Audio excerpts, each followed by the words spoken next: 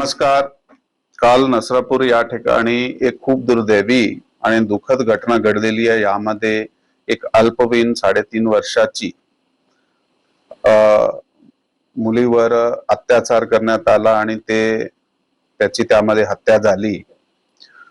या प्रकरण पोलिसाकडे काल ज्यावेळी रिपोर्ट झाला, साधारण संध्याकाळी घटना काही 3:30-4 वाजताच्या दरम्यानची आहे आणि 4:15 वाजता ज्यावेळी पोलिसाकडे हे रिपोर्ट झाला तर तातडीने आम्ही त्याचा शोध सुरू केला, आरोपीचा शोध सुरू केला आणि 1 ते 1.5 तासाचे दरम्यान आम्ही हे आरोपी जे आहे त्याला ताब्यात घेतला. परंतु दुर्दैवाने तेव्हापर्यंत त्याचे अत्याचार होता ते झालेला होता आणि ती हत्या झालेली होती.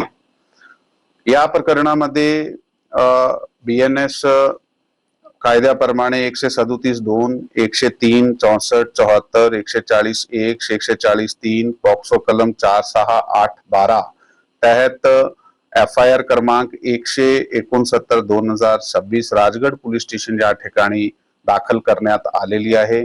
पुढील तपास जे चालू आहे, आरोपीला अटक केल्यानंतर आता पुढे तपास आमचा चालू आहे. अशा घटना घडल्यानंतर साधारणतः जे एक इमोशनल जे रिएक्शन जे आहे ते पब्लिक कडून येत आहे. काल सुद्धा अशा प्रकारची एक सिच्युएशन निर्माण झाली होती. त्यामध्ये काही वेळापुरता लोक रस्त्याकडे आले होते. मग त्यांना समजून जाऊन सांगितलं गेलं आहे की आम्हीच तपास करणार आहे आणि ह्यामध्ये जे आरोपी होता त्याच्या बाबत काही कुठल्याही प्रकारची माहिती नव्हती. परंतु तांत्रिक आणि गोपनीय जे आम्ही आपले यंत्रणे वापरले तर तातडीने 1-1.5 तासामध्ये आरोपी अटक करण्यात आलेला आहे. पोलिसने ताबडतोब कारवाई केलेली आहे.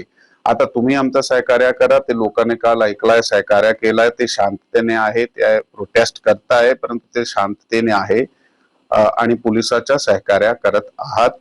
आणि आपला जे म्हणणं आहे की नक्की या केस जे आहे ते तातडीने ह्याची चार्जशीट केली गेली पाहिजे, हे आश्वासन आम्ही काल सुद्धा लोकांना दिला होता आणि हे फास्ट ट्रॅक पद्धतीने चालला पाहिजे आणि आरोपीला सक्त जे पनिशमेंट आहे ते भेटली पाहिजे. यासाठी आम्ही प्रयत्नशील आहात. त्याप्रमाणे तपास आमची विशेष टीम करत आहे. ह्या आरोपीचे विरुद्ध अगोदर अशाही प्रकारचे गुन्हे आहेत. ते 1998 मध्ये त्याच्या विरुद्ध एक विनयभंगाचा गुन्हा होता.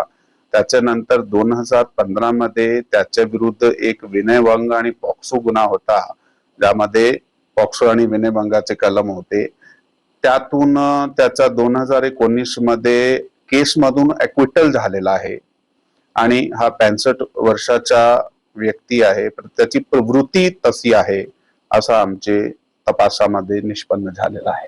तो डेली वेजर आहे, असाही गावात काम करत आहे, इकडे तिकडे काही ठिकाणी.